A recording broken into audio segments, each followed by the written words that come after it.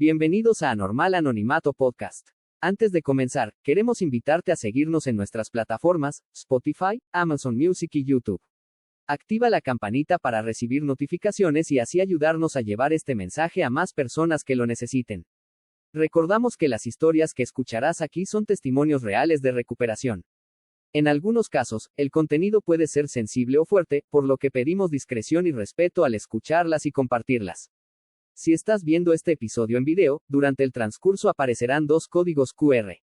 Uno con información del grupo base de Alcohólicos Anónimos para brindar ayuda. Otro que te llevará directamente a nuestro podcast en Spotify. Gracias por acompañarnos.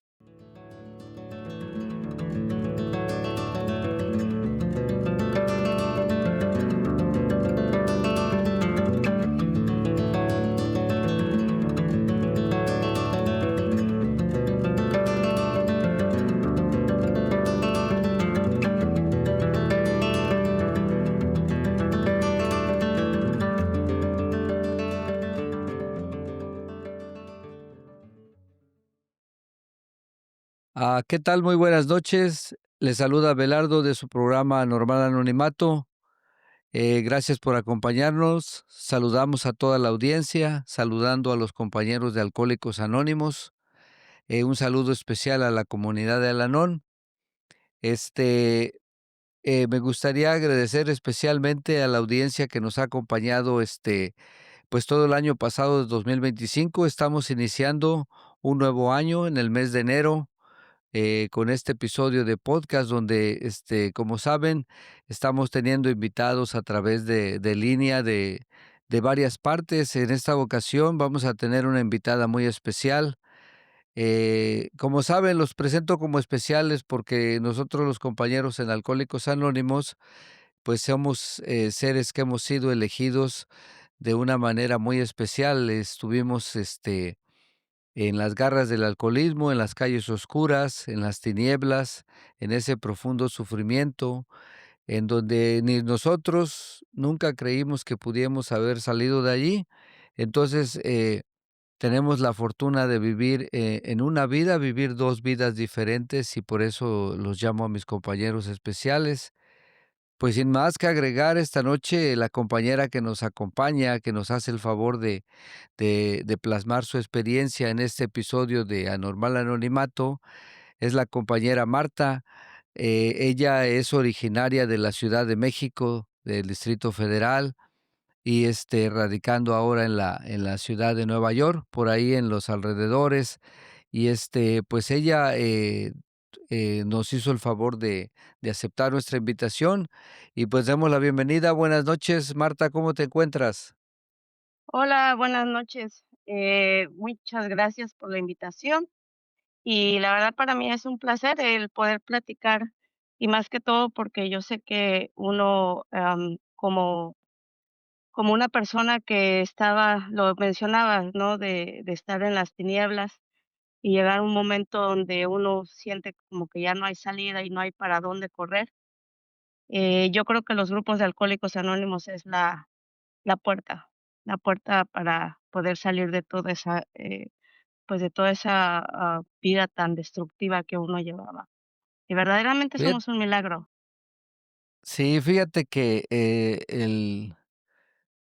el motivo de estos programas es para este mensaje llegue a más personas a través de las redes, de las plataformas de internet. Y, pues, es una buena herramienta el poder comunicarle, y a mí me da mucho gusto que mujeres como tú, compartan su experiencia, porque en la comunidad latina, especialmente aquí en los Estados Unidos, y quiero creer que en otros países independientes de México y de Latinoamérica, este, en las agrupaciones, el número de mujeres es más poco. Entonces, pues, hay mucha mujer que está todavía tomando por ahí, y que se encuentran indecisas, personas que tienen el temor de hablar, que creen que son las únicas que se encuentran en esa destrucción de la enfermedad del alcoholismo. Entonces, con esta finalidad hacemos estos podcasts para que alguien pueda escuchar su experiencia de ustedes y de todos mis compañeros que han participado y pues de alguna otra manera tomen la iniciativa de pedir la ayuda, de alzar la mano. Vamos a iniciar, porque pues siempre hay un detonante, siempre hay un inicio, siempre hay un porqué y normalmente aparecen todos estos vínculos con nuestra bebetoria porque pues yo sé que tú has leído y sabes que en uno de nuestros pasos dice que esta enfermedad, el alcoholismo, es una enfermedad de males más profundos. O sea, que lógicamente que antes de hacer contacto con el alcohol, algo nos empezó a enfermar, algo nos fue acrecentando esa enfermedad emocional, esa enfermedad espiritual, y lógicamente que recurrimos a un trago para empezar a disolver nuestros frustraciones, problemas, nuestros incomodidades, nuestros desacuerdos con la sociedad, con la familia en la que nos desarrollamos. Pero bueno, de eso se trata, es de que tú, lo que quieras contar acerca, de tu historia. Tuviste una niñez muy agradable, una adolescencia, ¿qué crees tú que fue lo que te fue? O sea, claro, es un libre albedrío lo que tú, como tú te sientas cómoda, pero sí, hacer énfasis los pormenores que fueron desarrollando en esa niñez, tal vez en la adolescencia, y que en un momento se llenó esa alcancía de emociones, de frustraciones, de miedos, de temores, de odios, de rencores, de todo eso, y buscamos una salida falsa. Y esa fue, Así pues, el es. alcohol. Entonces, Ah, pues, ¿cómo te fue en la adolescencia ya, bailando de jalón por allá en el DF, o cómo te comportabas? ¿Cómo fue tu vida, tu familia, el círculo social? ¿Te gustó el ambiente donde te desarrollaste? ¿Qué qué nos puedes platicar de todo ello?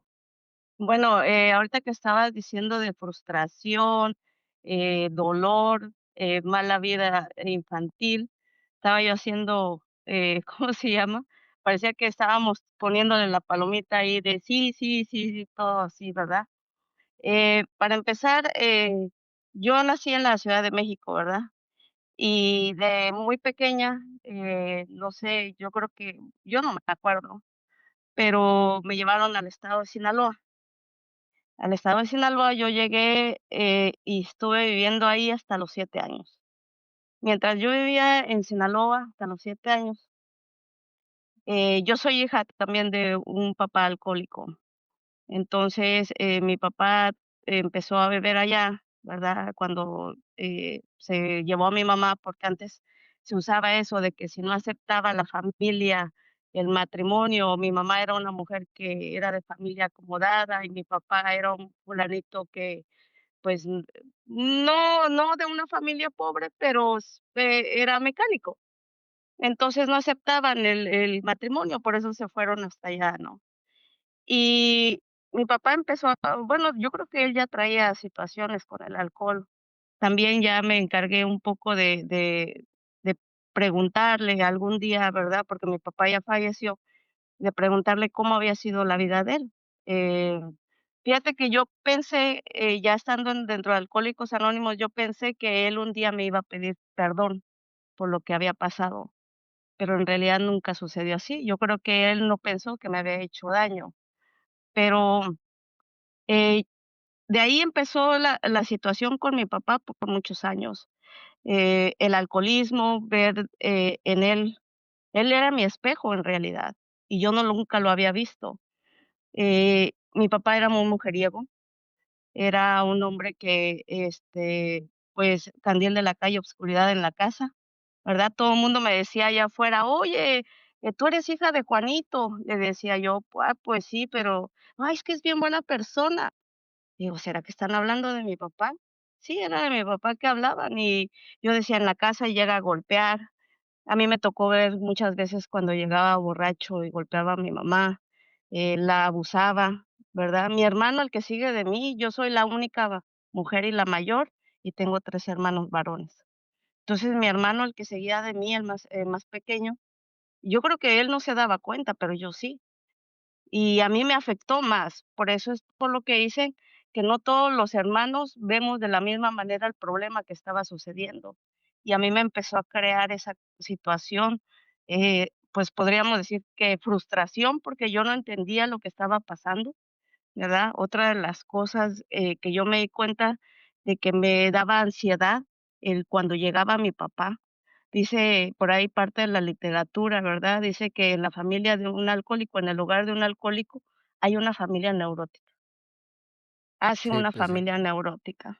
Entonces, a mí esa situación que se vivía con mi papá me fue afectando. Hasta un día, uno de mis tíos, ¿verdad? Hermano de mi papá, me empezó a tocar. Nunca hubo una penetración en sí, ¿verdad? Pero era esa situación que yo vivía con ruidos en la casa, ¿verdad?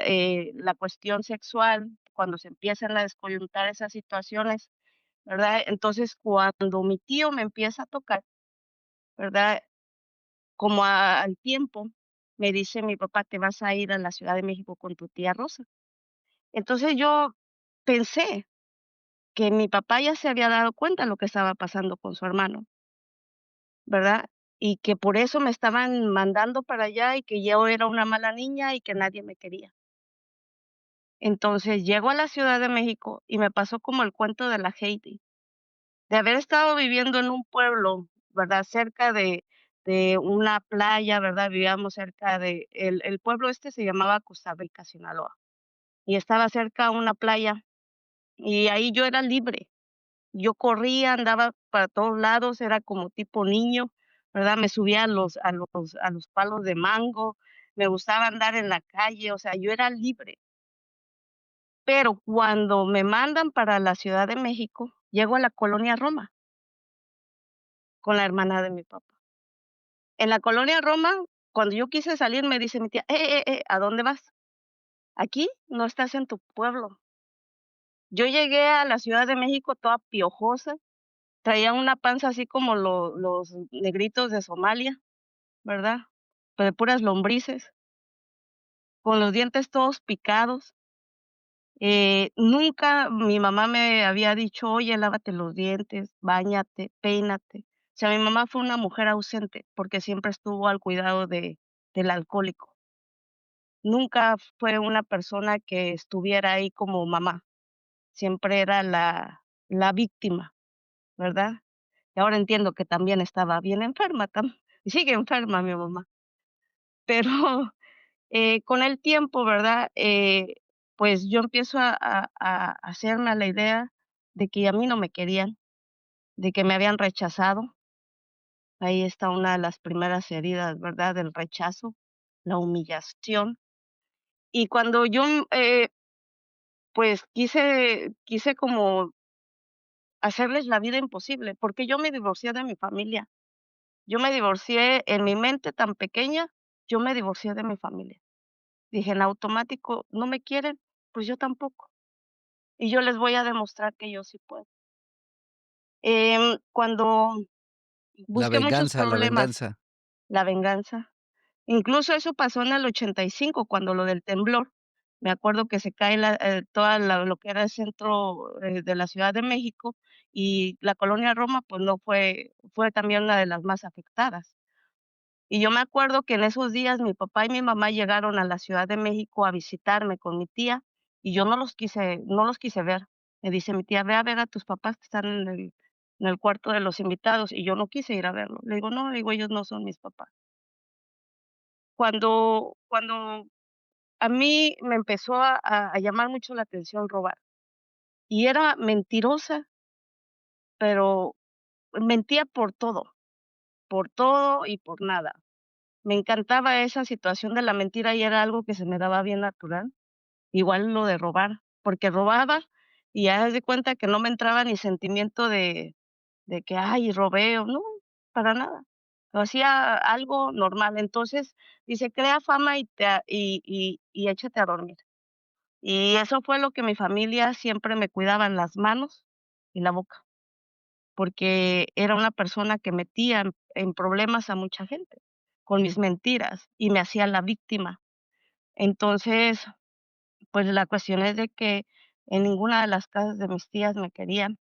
Un día le llamo a mi abuelo, papá de mi mamá, y le digo: "¿Sabes qué?", le digo: "Ven por mí porque en esta casa me abusan, me ponen a lavar, me ponen a hacer esto, me ponen a hacer aquello".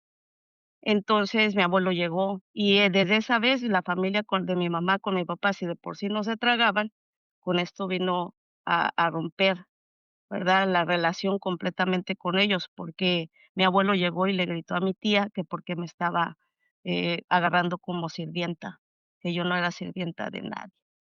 Entonces, creó un problema bien grande, y yo en ese momento no lo vi.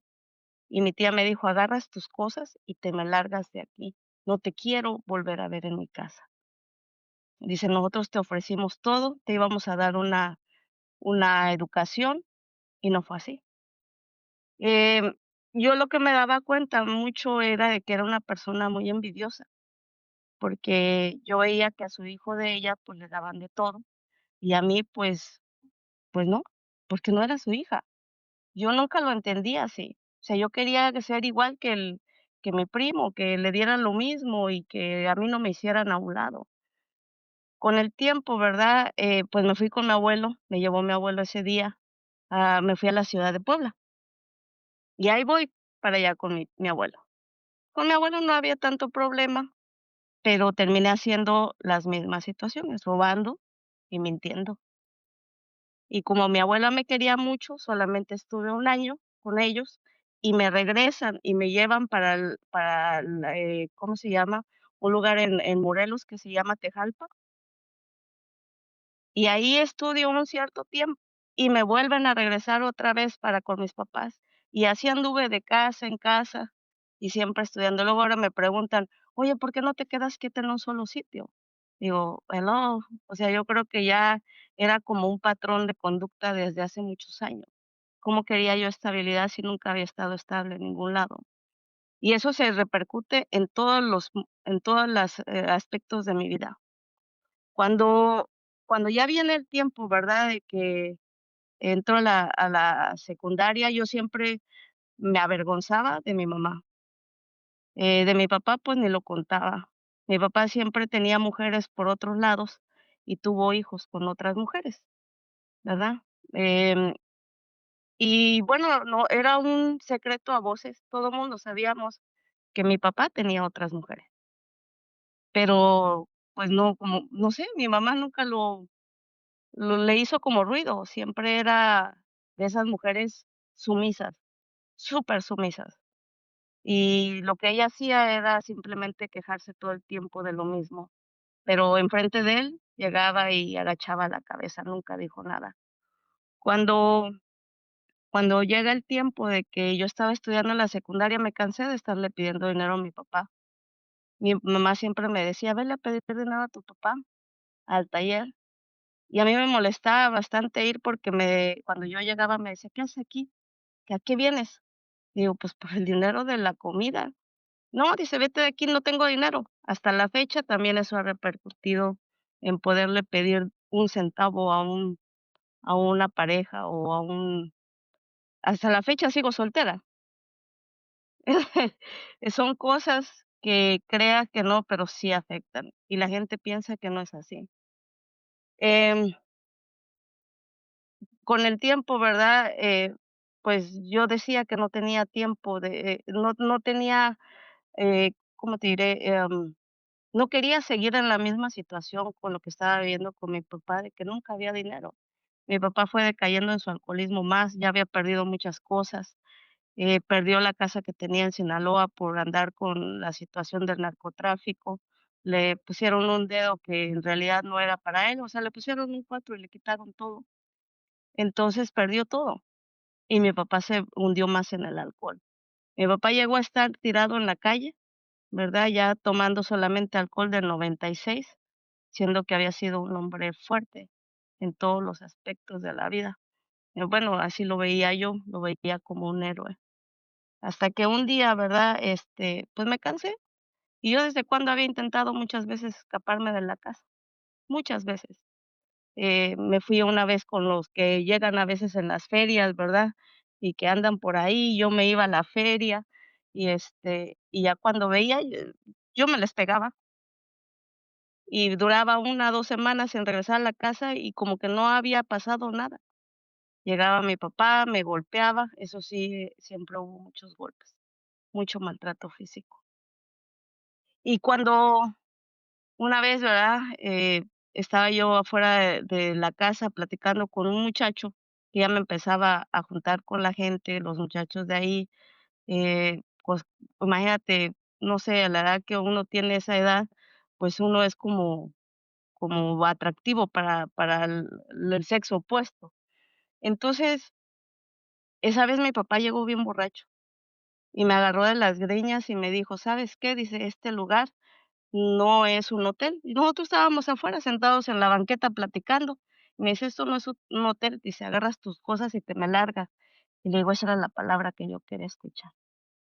Y me golpeó muy feo, enfrente al muchacho.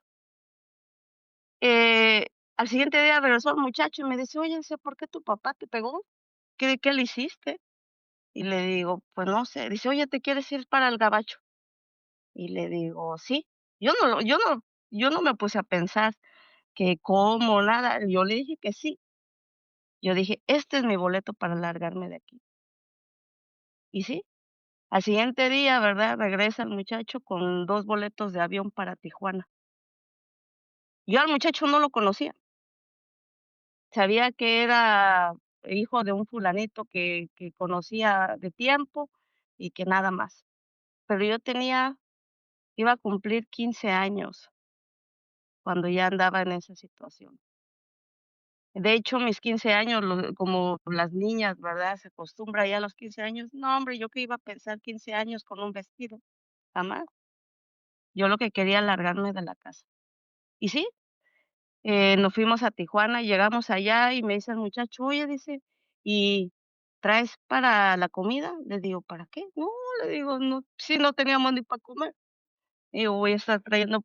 Ese día me doy cuenta que me había ido con la persona equivocada, porque el muchacho pues, era hijo de papi y mami. Nunca en su vida había trabajado y dije: "Ay, Dios, ¿qué voy a hacer con este?". Ujú. Me resultó que también era una persona golpeadora. Empezamos a vivir ahí en Tijuana. Ahí en Tijuana, cuando tú llegas, en todos los postes hay papelitos donde dice: "Se da trabajo", y se da cuarto, porque la mayoría de la gente llegan, trabajan un tiempo y, ¿cómo se llama? Y se van, ¿no? O sea, pasan el bordo, ¿no? Y eso sí, nunca decir que yo era chilanga, porque, uy, en Tijuana creo que los matan, les cortan la cabeza, no los quieren. Pero bueno, la cuestión es de que, como quiera, yo me abrí paso, iba a cumplir 15 años, o lo estaba cumpliendo cuando estaba en Tijuana. El muchacho me golpeaba todos los días. Encontramos trabajo, bueno, yo encontré un trabajo haciendo burritos con un señor que le decían el psicodélico, imagínate. Y yo me acuerdo que ese señor me trató de ayudar muchas veces, me decía: "Hija", dice: "Ese muchacho te va a matar". Pero yo le tenía tanto miedo al muchacho, mucho miedo, porque yo pensé, ¿verdad? En el momento, primera, que me iba a hacer daño, y segunda, que la vida era así, porque yo ya lo había visto en mi casa, que los golpes, los maltratos, los insultos eran parte de la vida, y yo digo: "Bueno, pues es así". Y tuve un hijo con él después de tiempo, ¿verdad? Él era de Toluca. Y pues, obviamente eso no funcionó. Cuando regresé otra vez ahí con mi papá y mi mamá, me dice mi papá, dice: "Oh", dice: "Ahora hasta un chamaquito traes". Y yo iba a cumplir 17 años, ¿verdad? Mi hijo estaba pequeñito. Bueno, no, sí, más o menos como entre los 16 y 17 años. Y me acuerdo que esa vez, eh, pues, llega el momento en de que, pues, me empiezo a juntar con la gente en la calle. Y mi papá y mi mamá se habían ido no sé a dónde, y pasa un fulano de esos de los que andan en las micros, en los guajoloteros, y me dice: "Oye", dice, este, "vamos a echar cotorreo". Le digo: "No", le digo, "es que está mi hijo solito en el cuarto", ¿verdad? Nosotros rentábamos ahí un pinche cuartito donde dormíamos 4 personas. 4 personas en un cuarto, mi papá, mi mamá, a veces cuando llegaba mi papá, porque no estaba todos los días, llegaba a mi mamá la tenía como amante y a las amantes las tenía por otro lado. Y, entonces vivíamos los 4 en un cuartito. Entonces ahí dejé al niño y me fui con el muchacho. Le digo: "Pero me ayudas a comprarle algo a mi hijo, porque tiene hambre". Tenía a mi hijo 6 meses. Y me fui, y ese día que me fui con los muchachos, sacaron unos vidrios, sacaron unos cigarros y, y sacan unos papelitos que era cocaína. Y empiezan a hacer sus rayitas, ¿verdad? Unas rayitas bien chiquitas, que en el momento, pues, yo las vi y digo: "Bueno, no sé qué sea", y tampoco les dije que no. Cuando me la invitaron, yo les dije que sí. Yo ya había, probado alcohol, sí, ya lo había consumido, yo creo que en Tijuana alguna vez en Navidad, una copa de, ¿cómo se llama?, de champán para brindar. Y, pues, la mayoría de la familia de la que vengo, pues, bebía, pues, ellos beben, ¿cómo se llama?, socialmente, en época de, ¿cómo se llama?, de celebrar. Son alegres, en realidad la familia es muy alegre. Y empiezo a consumir cocaína ese día por 2 días seguidos, sin salir de ahí, y se me olvidó que mi hijo estaba solo. Un niño de 6 meses solo en un cuarto. Mi mamá no estaba. Cuando yo regresé bien espantada, mi hijo ya no estaba. Y yo dije: "Oh, me quitaron lo que me estorbaba". Y de ahí me agarré a fue el pretexto perfecto para empezar a beber.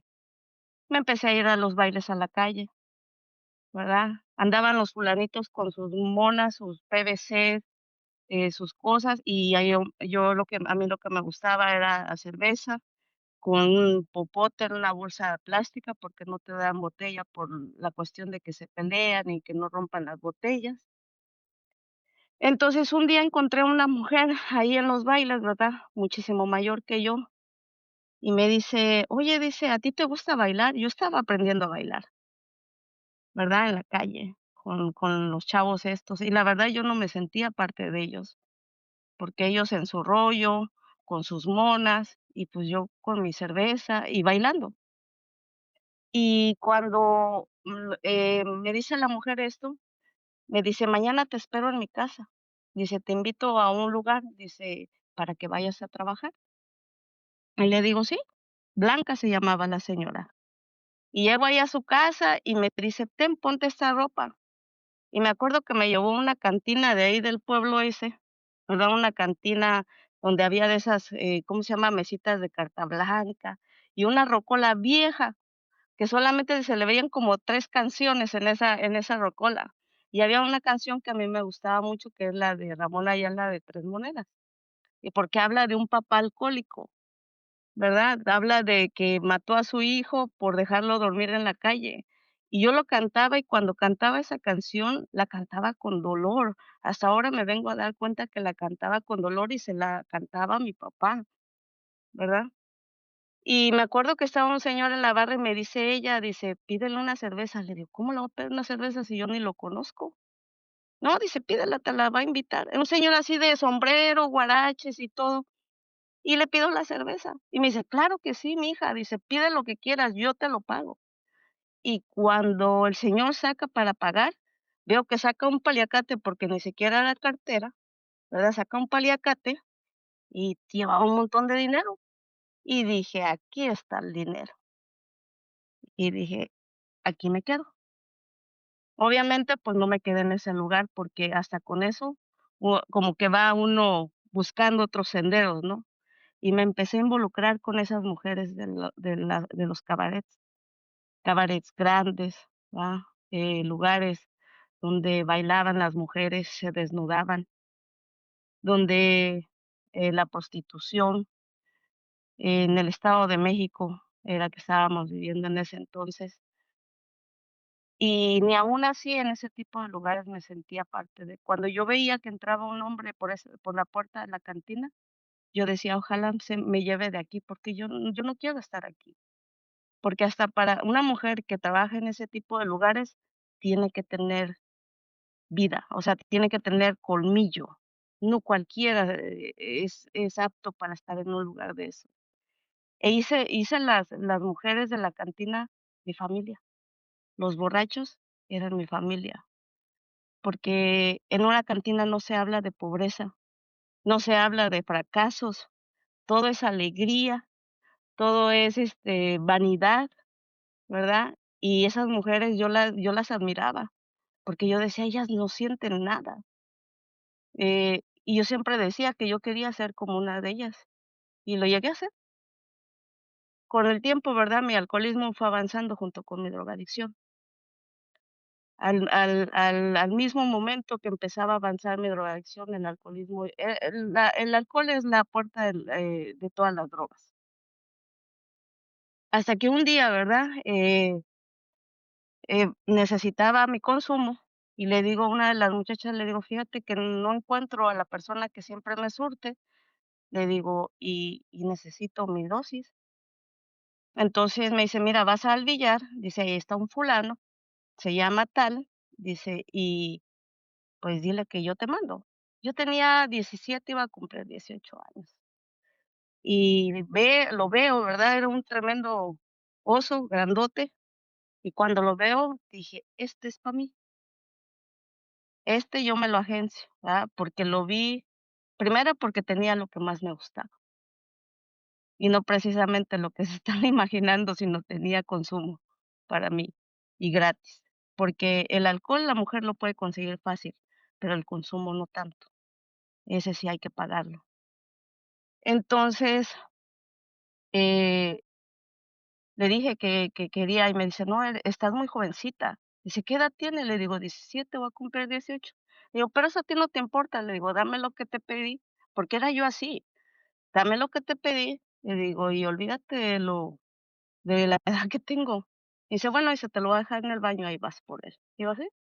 Le digo: "Oye", le digo: "Te invito a comer". Le digo: "Nos vamos por ahí a dar una vuelta". Me dice: "Pero yo soy casada", le digo: "Pues si no te quiero para que te cases conmigo, pues nada más te quiero para un ratito". Así era yo, tremenda.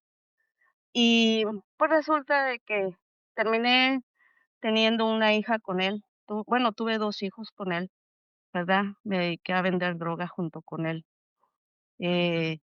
Abrimos un bar ahí en el Estado de México, y me encantaba esa situación de que todo mundo me decía: "La güera, oh, la güera, vayan a ver a la güera tiene perico, la güera esto, la güera aquello". O sea, el tema ese de sexo, poder y dinero, De la ¿verdad? Bien patrona, puesto. la patrona. Exacto. Y me encantaba porque todo el mundo me rendía pleitesía, pero el dinero que es mal habido se va como agua de las manos. Ese dinero no sirve, no sirve. Y después de haber tenido ese lugar, ¿verdad? Con mujeres y todo eso, me sentía sola, porque un día llegaron a tocar a la puerta y yo seguía consumiendo, estando embarazada. Yo nunca paré de consumir, estando embarazada de mi hija, estando embarazada de mi hijo. Nunca paré de consumir alcohol y droga, jamás. Primero comía, ¿verdad? Porque yo decía, para que no le haga daño al bebé, primero como y ya después me meto mis reyes. Yo pensaba que eso no había ningún problema y eso es ignorancia. En realidad no quería dejar de consumir. Y me llegan a tocar a la puerta una noche y era una de las queridas del papá de mis hijos y me dice: "Oye", dice, "¿sabes qué? Llegó la policía y se llevaron a esta persona". Dice: dice: "Si no vas en como en unas 2 horas", dice: "Lo van a remitir hacia eso de Pachuca". Y le digo: "Pues sácalo tú". Digo: "Porque yo el dinero no tengo". Yo tenía muchas cosas que la gente me empeñaba.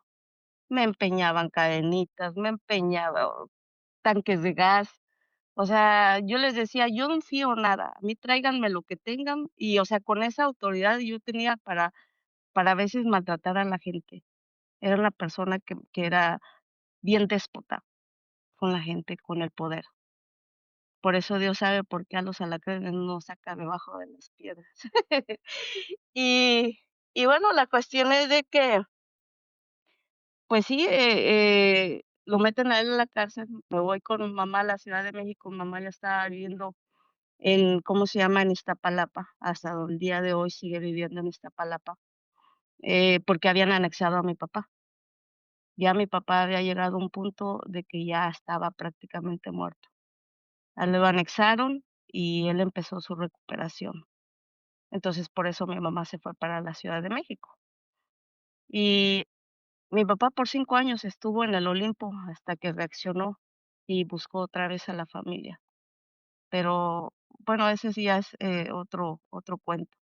Y bueno, la cuestión es de que regreso ahí con ella y le digo: "¿Sabes qué? Dame 50 pesos". Le digo: "Voy a ir a buscar trabajo". No le dije qué era lo que había pasado. Mi familia nunca había sabido qué era lo que pasaba con mi vida. Siempre traté de vivir lejos, lo más lejos posible de ellos.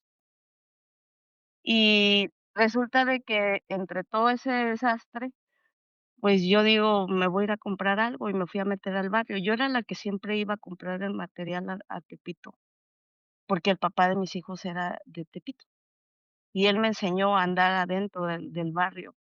Y me decía: "Entras y a lo que vas". Y ahí me tocó hacer un montón de tonterías que al día de hoy, pues, entiendo que, pues, era parte de la locura que yo traía, más que todo la juventud. Em, Utilizaba a mis hijos para estar metiendo la droga en los pañales, ¿verdad? Y bueno, ya cuando salgo, de ahí, como al tercer día de estarme drogando en esas vecindades, ¿verdad?, de la Ciudad de México. Era la vecindad, le llaman La Fortaleza, y, pues, salía uno como zombi entre toda esa gente que camina ya nada más porque y yo decía que no tenía problemas, pero yo estaba en ese mismo lugar con ellos, haciendo lo mismo que ellos estaban haciendo. Em, cuando cuando regreso otra vez allá al Estado de México, según yo querer volver a tener el poder de seguir vendiendo, yo pensaba que ya se habían calmado las cosas. Me llevo un poco de droga de ahí de la Ciudad de México para allá y, y uno de los mejores amigos del papá de mis hijos me dice: "Güera", dice: "¿Quieres seguir con el negocio?". Le digo: "Sí". Dice: "Pero ya sabes a cambio de qué". Le digo: "Sí, no hay problema". Digo: "Yo quiero seguir con lo mismo". Y el hombre el papá de mis hijos estaba en la cárcel. La cuestión es de que tengo una relación con este fulano, de lo cual nació una niña. Era un hombre muchísimo mayor que yo. Yo andaba más o menos como por los 19 años, 20, ¿verdad? Y me embarazo de este señor y cuando va a nacer mi hija, nace enferma. Nace con una enfermedad que se llama hidrocefalia y esa niña muere. Muere como a los 2 meses de haber nacido. Y yo la escuchaba, esa niña llorar en los cuneros, porque le tenían que sacar líquido de aquí arriba de la cabeza, porque les crece el cráneo, ¿verdad? Y ni aun así se me ablandaba el corazón de que tenía que cambiar mi vida. Yo no sé en ese momento qué yo tenía en la cabeza. Hasta la fecha, obviamente, todo esto ya lo he trabajado en la tribuna, porque era muy doloroso platicarlo. Y, con el tiempo, ¿verdad? Eso me dio otra vez el empujón para seguir bebiendo más. Un día salió la oportunidad de venirme a este país y dejé a mis hijos ahí. El papá de ellos ya había salido de la cárcel y se los dejé a él. Y él, pues ellos se quedaron a vivir allá y yo me vine para acá. Y yo pensé que pasando la frontera, pues no me iba a pasar nada. O sea, que iba mi vida a cambiar. En realidad no fue así. De hecho, yo ya me había estado metiendo, aparte de estar vendiendo drogas, me había metido a estar robando carros, andar con gente que no tenía que andar. andar con gente haciendo puras maldades, porque traían un arma, porque se sentían invencibles, o uno se siente en el momento invencible, no sé, y importante, y la juventud. Y Cuando yo pasé durante esa ujú. durante ese lapso, de tanta locura, de tanta, pues, de tanta enfermedad, en ocasiones, no había porque muchas de las veces hay un como un pequeño agujerito de arrepentimiento. Hubo, en ocasiones también, ¿te tuviste que humillar? ¿Llegaste a la humillación por la droga, por alcohol, o siempre fuiste muy sácale punta, muy yo las puedo, o llegó el momento en que tuviste que tender la mano? Y muchas de las veces se oye mal lo que voy a decir, pero muchas de las veces hasta, venderse por una línea, por un trago, por un, ¿cómo le dices tú? Por un consumo, Sí, bueno, humillante, humillación, ajá. sí, no, pues lo de la humillación era, porque cuando uno está, supuestamente, dice uno, en la cima vendiendo papelitos, porque uno ya se cree un gran narco, ¿verdad? Por estar vendiendo 2, 3, 4 papelitos, porque allá en México los dan en, les dicen grapas. Y, uno piensa que ya tiene todo ahí, y en realidad no. Y cuando obviamente estuve en ese punto, pues estaba bien, cuando estaba el papá de los niños afuera, pero cuando volví a intentar de hacer supuestamente la venta, por lo regular siempre me consumía lo de la venta. Entonces tenía que hacer lo posible o lo imposible para volverla a recuperar. Y eso, ameritaba que tenía que hacer cosas que a veces yo no quería hacer. Obviamente, pues, se volteó la tortilla, decimos nosotros en México. Después de haberla estado, vendiendo, ¿verdad? Me tocaba estirar la mano, pero eso no fue tanto allá, sino más bien acá, ese lado aquí en Estados Unidos. Porque obviamente ya mi alcoholismo ya había crecido. Yo ya había empezado a tener lagunas mentales desde hace muchos años, nada más que yo no sabía qué era eso. Pensé que era algo que le pasaba a todo mundo. Yo venía tomando toda la frontera, crucé la frontera borracha, ¿verdad? Me metía en una bolsa de plástico y me traía una botellita de cuarto de Presidente o de Don Pedro, y yo venía bien borracha, no, me la pasé todo el tiempo borracha. Y yo digo: "Nada más que llegue allá, yo ya no voy a beber y voy a cambiar". Yo creo que eran los momentos donde me entraba un poquito el que quería yo cambiar, porque yo decía que yo no hay 2 cosas por los que uno llega a este país. Una es huyendo de la miseria o huyendo de la ley. Y cuando yo me subí en ese autobús que venía del Estado de México para la frontera, venía con gente de Veracruz, de Guayajujutla, Veracruz, y ellos no hablaban español, hablaban otomí. Y esa gente me tuvo que esconder porque detrás de mí venía ya gente que me venía buscando. Si yo no me hubiera venido a este país, el día de hoy no estuviera viva. Igual, cuando regresé otra vez a beber, cuando empecé a tener contacto con el alcohol aquí, fue peor porque había dinero y ya no estaban mis hijos y ya no había, bueno, de hecho, yo creo que nunca le había tenido miedo a que me detuvieran nada. O sea, yo siempre fui de ese tipo de gente que a donde el viento me llevara, a ese lugar me iba. Y aquí sin conocer, yo no tengo familia en este país. Entonces, con el tiempo, ¿verdad? Pues empecé a beber más, hasta que llegó un punto en de que, pues, ya los años habían pasado, como 7 años. Y ya voy a la parte donde un día, ¿verdad? Pues, me desperté en la mañana, había hecho un desastre, ya me había metido en muchos problemas, llegaba borracha al trabajo. Mi vida era todo en relación al alcohol, trabajaba solamente para beber y para drogarme. Todo el dinero que ganaba no era suficiente para seguirme drogando. Me podía gastar todo eso, me golpeaban a veces en los bares, Llegó un momento en que me empecé a aislar y beber sola en un cuarto, y así fue como terminé, porque yo me empecé a volver muy agresiva. Apenas empezaba a beber y ya golpeaba a alguien, y no soy grande, mido como metro y medio, y me agarraba a golpes con todo el mundo. Entonces, esa situación a mí me trajo muchos problemas y me empecé a aislar para beber. Entonces, llegaba a mi cuarto y en esas 4 paredes me hacía yo pedazos, hasta que amanecía, y había veces que yo decía: "Ya amaneció otra vez", y así como amanecía de borracha o todavía con la resaca, porque fumaba, ahí andaba yo recogiendo las bachas de los cigarros cuando se me acababan los cigarros, o bebiéndome la misma cerveza que había abierto y a veces tenía con pipí todavía, porque no quería salir al baño, porque me daba paranoia, me daba esa situación de la paranoia y veía cosas y escuchaba cosas, y llegó mi alcoholismo muy avanzado. Mi alcoholismo y la drogadicción ya estaba muy avanzada. Cuando ¿quiere hacer algún comentario?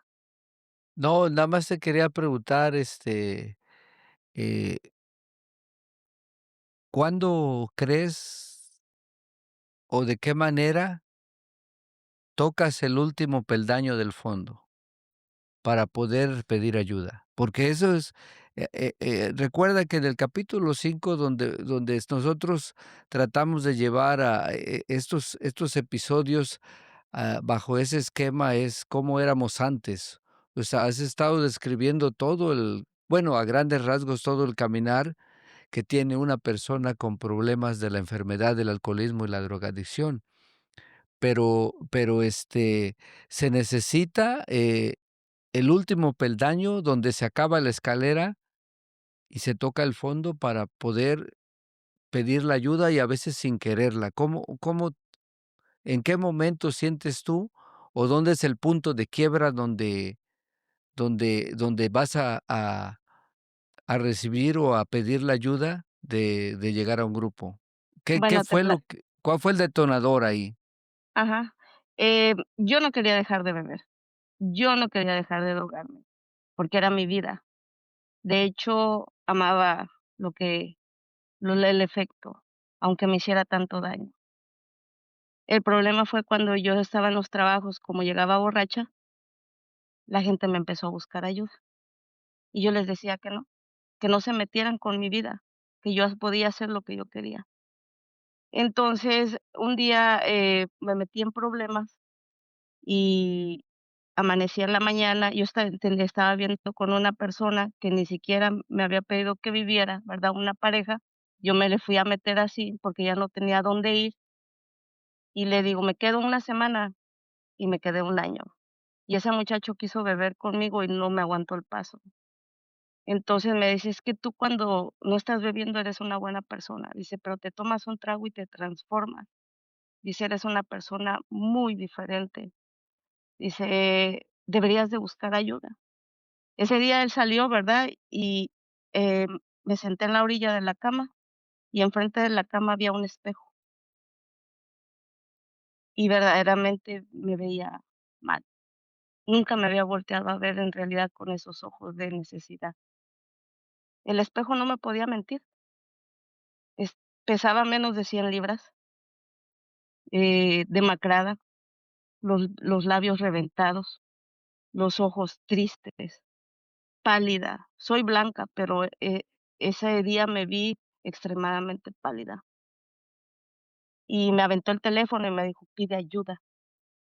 Y yo busqué en el, ¿cómo se llama? En el Google, por eso digo que mi padrino fue Google, eh, busco, cómo dejar de beber, pero yo quería dejar de beber bebiendo, o sea, un remedio, una dosis. Y resulta de que, pues, me pone ahí Alcohólicos Anónimos, y llamo y me contesta una mujer, y me dice: "Dame 5 minutos". Cuando ella me llamó, abrieron la tienda de abajo y yo bajé corriendo a comprar una cerveza para calmarme la cruda, porque yo de las resacas tenía que volver a seguir bebiendo hasta que me quedara dormida. Entonces, le volví a llamar otro día, volvieron a pasar muchas cosas y me dijo: "Te doy un minuto para que me digas dónde vives, porque voy a ir por ti ahorita".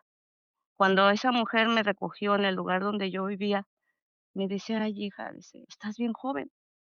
Yo llegué en el 2013 a Alcohólicos Anónimos, y me dice: "Estás bien joven y bien bonita", dice: "Tu vida va a cambiar", y me abrazó. Ese abrazo yo nunca lo había sentido, y hasta la fecha se me rompe la voz, porque uno siente que ya nadie lo quiere, que ya no tiene remedio. Y después de todo lo que había vivido, pensé que mi vida no tenía solución. Esa compañera fue mi madrina los primeros años en Alcohólicos Anónimos y me vio mi caminar y me dijo: "Este es tu último barco, ¿lo tomas o lo dejas? Porque ya no hay más. Y no has hecho nada de tu vida". Yo había soñado con ser una doctora y mis sueños se habían esfumado. Cuando me vine a dar cuenta, ¿verdad? Había pasado la vida. Y yo llegué a Alcohólicos Anónimos cuando tenía 33 años. Entonces, el día de hoy entiendo, ¿verdad? Que solamente Dios fue el único que me puso a esa mujer, porque esa mujer era recia, es recia, es una mujer que tiene carácter fuerte, o sea, que tiene un temple grande, porque si me hubiera tocado una persona suave, yo creo que no me hubiera quedado.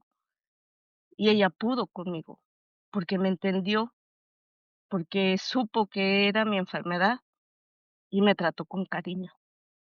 Ahora entiendo que lo que había querido toda mi vida había sido cariño y atención, lo que muchas veces nosotros necesitamos. Y fue lo que me dio, amor y atención, pero un amor verdadero, eh, de querer ayudar. Y esa es la manera. Por eso yo cuando a mí me preguntan que si yo quiero hacer un servicio de ayudar a otra persona, con mucho gusto no lo pienso 2 veces, porque esto a mí me salvó la vida. Yo lo entiendo el día de hoy, que si no fuera por Alcohólicos Anónimos, hace muchos años yo estuviera muerta. Eh, Me dijo que un día podía yo recuperar a mis hijos. Mis hijos están muy resentidos conmigo y están enfermos también porque vivieron un poco del alcoholismo que yo, en el tiempo que estaba allá, pues obviamente vivieron conmigo. Mi hija se acuerda cuando me drogaba, mi hijo no se acuerda, pero lo solo hecho de que me vine para acá y los dejé es más que suficiente para resentirse. Eh, a mí me ha servido mucho todo esto y me crea conciencia de todo el daño que hice. Y pues yo la verdad es de que estoy muy agradecida por la oportunidad del día de hoy, más que todo con Dios, de poder vivir una segunda vida, como lo decías al principio. Es una nueva oportunidad, me dijo mi compañera. Esta es tu segunda oportunidad en la vida. Y yo entiendo el día de hoy que este es mi lugar, porque si yo vuelvo a beber, yo me muero. A donde quiera que haya dejado mi enfermedad, ahí me va a esperar. Y mi enfermedad ya estaba muy avanzada, ya estaba yo al punto de la locura y más que todo, mi cerebro ya no aguantaba, mi físico ya no aguantaba. Mi cerebro me pedía más alcohol y más droga, pero mi cuerpo me decía: "Ya no, ya no, mira nada más cómo estoy". Eh, yo la verdad es de que, pues, por eso es por lo que el día de hoy, a mí no me da vergüenza compartir lo que yo viví, si es que en eso puedo ayudar a alguien. Y verdaderamente la mujer en Alcohólicos Anónimos somos pocas, gente que no busca, la mujer es muy marginada por la sociedad, la cultura latina, y rara vez se ve llegar una compañera, y yo sé de dónde venimos las mujeres alcohólicas. Así es que, pues, yo les agradezco mucho, ¿verdad?, la invitación y más que todo que me hayan dejado compartir. Como quien dice, el día de hoy, por el día de hoy, no bebí, y gracias a ustedes.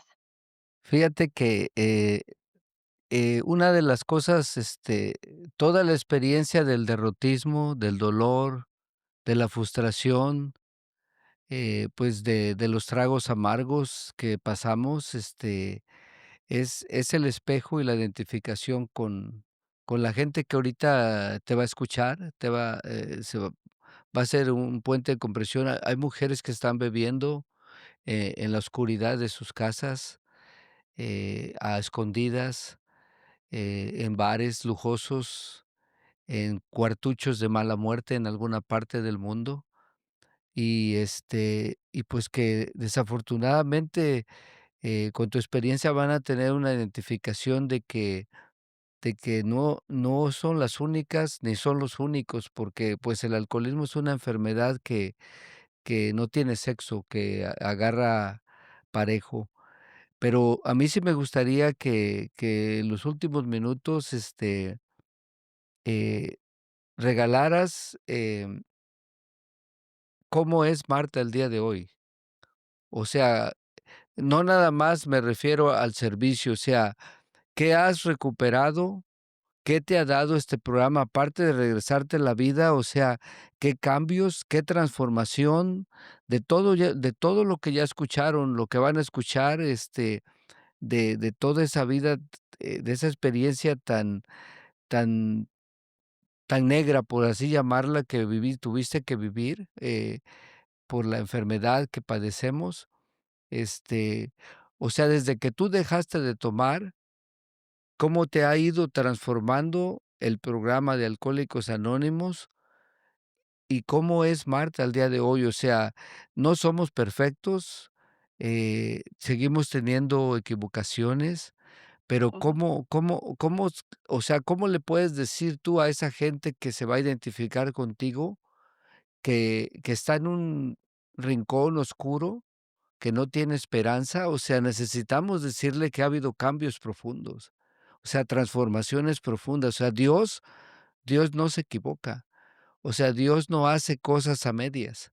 O sea, Él hace, eh, la transformación de un ser humano completa. O sea, nosotros somos un ejemplo vivo de que estuvimos en lo peor y el día de hoy, cada día disfrutamos de lo mejor que se puede. O sea, ¿qué has recuperado a través de estos años? Porque ya llevas como 12 años, ¿no? 12 en el Voy a 2013 dices cumplir, que sí, voy a cumplir 13.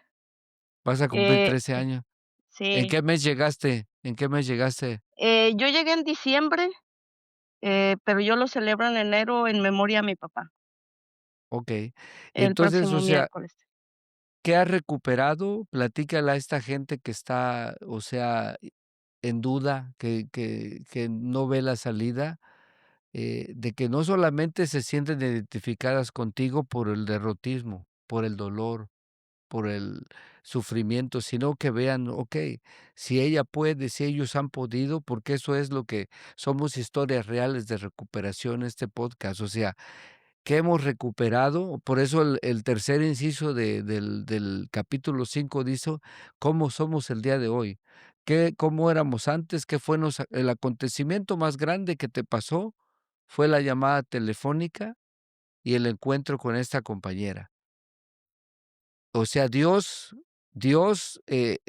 puso a la persona que necesitabas en ese momento, y ese es el acontecimiento. Pero el inciso C del capítulo 5 dice: "¿Cómo somos ahora?". O sea, entonces ahí empieza a describir en los próximos minutos que quieras, cómo has vivido este proceso y cómo estás el día de hoy. O sea, cómo te ha cambiado la vida, cómo te ha Bueno, transformado la vida. cuando la compañera ese día que me recogió ahí, me ayudó a conseguir un lugar, empezó la recuperación. Padecía mucho al principio, obviamente, la desintoxicación y, por el alcohol y la droga fue bien difícil. Yo no quería dejar de drogarme. Dije: "El único problema mío es el alcohol, porque tengo que seguir bebiendo para poderme calmar la resaca, los nervios, para poder funcionar, para calmarme la tembladera". Entonces, yo no dejaba de consumir droga. hasta que un día me dijo la compañera que Alcohólicos Anónimos no nada más es para dejar de beber, y hay muchas cosas que se pueden aplicar al programa de 12 pasos. Entonces, dejo de consumir también la droga, empieza la desintoxicación, y los primeros 6 meses que yo dejé de beber, me fue, eh, me fue bien mal porque me atropelló un carro. Me atropelló un carro ya sin beber. Yo me quería casar, lo primero que le dice el libro ese de Viviendo sobrio, no haga cambios grandes en su vida, ¿verdad? Yo me quería casar con un fulano que ni conocía, nada más porque se cruzó por ahí por mi camino y yo me quería casar. Y, le da un derrame cerebral un día antes de la boda, o sea que eso, o sea, yo he ido aprendiendo con todos los sucesos dramáticos que sucedieron después de que dejé de beber, que no es en mi tiempo, ni es cuando yo quiera, porque yo estaba acostumbrada al, ¿cómo se llama? A tener las cosas inmediatas, o sea, Hacer tu ¿me ayudas? voluntad. Sí, y más que todo porque todo el mundo me decía que me esperara, que ya iba a llegar el momento. Como decías, yo no soy perfecta, eso es verdad. Lo que he podido recuperar es el poder de poder decidir qué hacer hoy. O sea, yo decido no beber. Eh, Tengo la oportunidad, ¿verdad?, de poder ir con la cabeza en alto y ya no tenerme que agachar y avergonzarme de lo que soy. Yo con orgullo, ¿verdad? Y no es por decirlo, pero prefiero ser alcohólica anónima que ser una borracha crónica.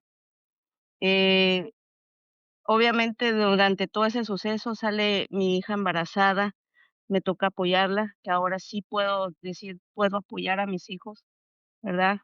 Tuve algo de chance de apoyarlo con un poco de sus estudios, porque de otra manera, si estuviera bebiendo, no lo hubiera hecho.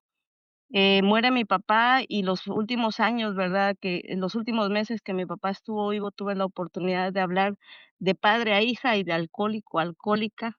Me dio sus sugerencias mi papá y él no me acordaba que algún día me había dicho, sigue bebiendo, un día vas a llegar. Y yo no entendía por qué me lo decía. Mi papá ya me había visto que yo iba a ser alcohólica y que un día iba a beber.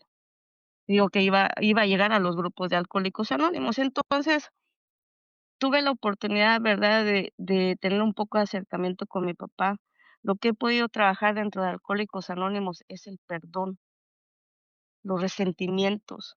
Llegó un punto donde me dijeron: "¿Sabes qué, Marta? Tienes cáncer". Y cuando me dijeron: "¿Tienes cáncer?", y me había pasado lo del accidente, dije: "¿Qué más me falta?".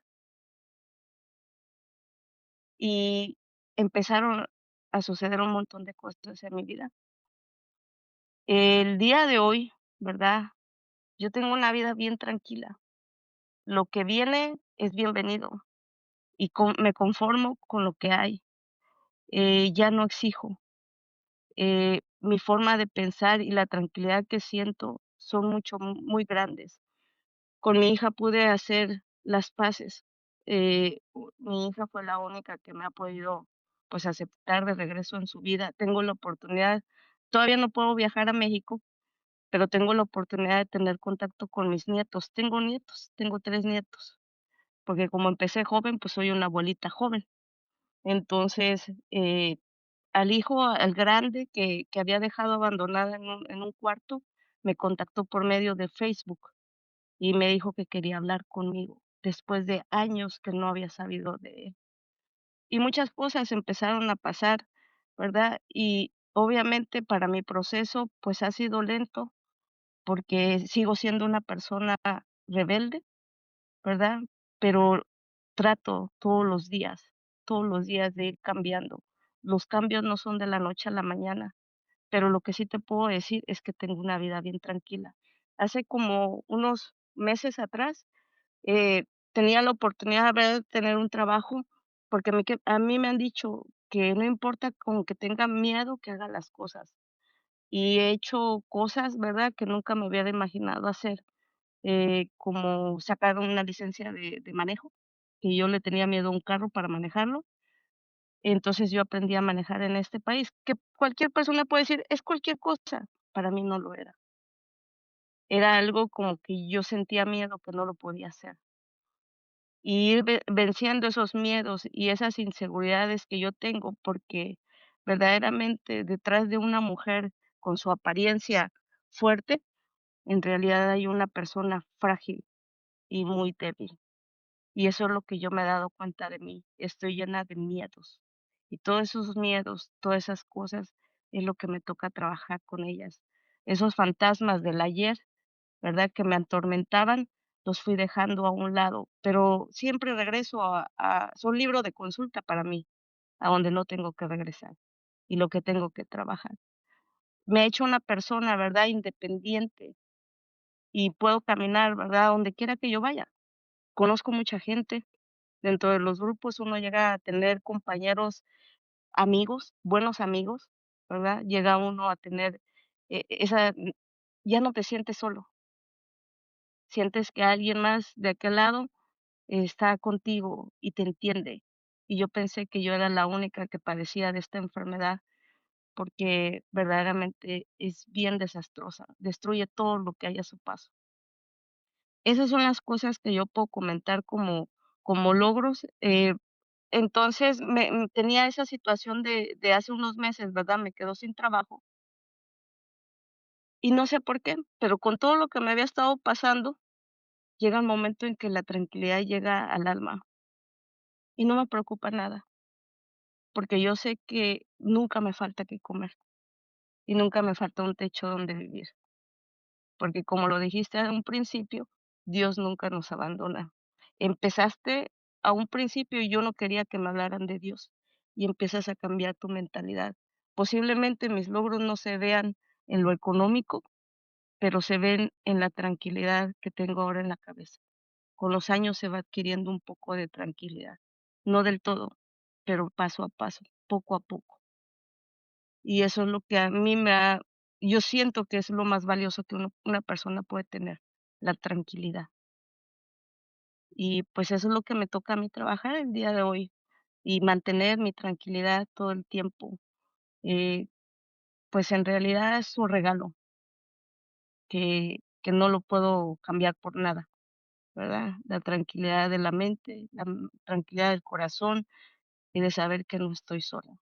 Y yo creo que con eso, pues, es más que suficiente para decirte que es el fruto que he tenido del tiempo que he dejado de beber. No, pues muchas gracias, Marta. Fíjate que, a toda la audiencia que nos está escuchando, estas personas que no se han dado la oportunidad de levantar la mano, de pedir ayuda, de alzar un teléfono, con la experiencia de cada uno de mis compañeros, especialmente en esta ocasión, la experiencia de Marta, pues la verdad, es un gran aliciente, el saber que el día de hoy se camina con dignidad, con respeto, con la cabeza levantada y sobre todo que hemos aprendido a conocer lo desconocido que se llama amor por nosotros mismos y por los demás. Porque hace muchos años el Señor de Nazaret con sus sandalias anduvo por acá, dijo que uno de los mandamientos, el segundo más importante, y nosotros lo practicamos, amarás a tu prójimo como a ti mismo. Entonces nosotros, aprendimos a amarnos primero, a respetarnos, a querernos, a darnos valor, a evaluarnos como seres humanos y por lógica, eh, sabemos dar amor sin esperar absolutamente nada a cambio con el siguiente compañero o compañera. Pues estoy muy agradecido que hayas aceptado nuestra invitación. ¿Cuándo es la celebración del aniversario?